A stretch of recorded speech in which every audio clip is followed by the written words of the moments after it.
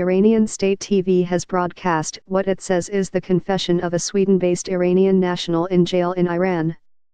The 17-minute program purports to show 46-year-old Ahmed Reza Jalali admitting he spied on Iran's nuclear program for Israel.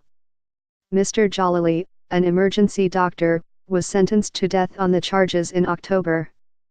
Appearing relaxed in the footage, Mr. Jalali says he was involved in an important defense project.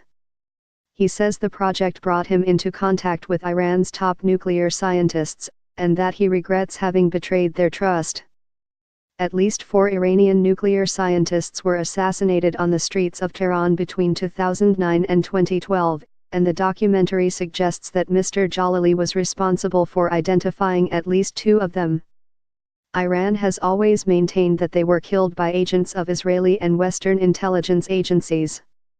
Ominously, says Kasra Naji from the BBC's Persian service, the documentary was credited to have been produced by the Counterintelligence Department of the Iranian Intelligence Ministry. In October, a court in Iran sentenced Mr. Jalali to death for spying, something that he and his wife previously consistently denied.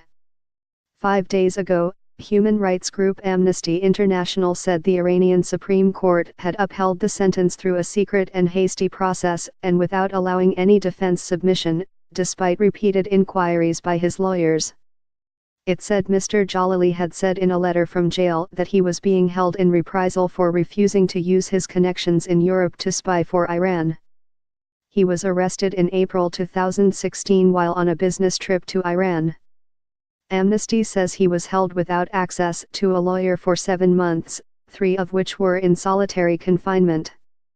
While in solitary confinement, Mr. Jalali has previously said, he was twice forced to make confessions in front of a video camera by reading out statements written by his interrogators. He says he was put under intense pressure, through psychological torture and threats to execute him and arrest his children, to confess to being a spy for a hostile government.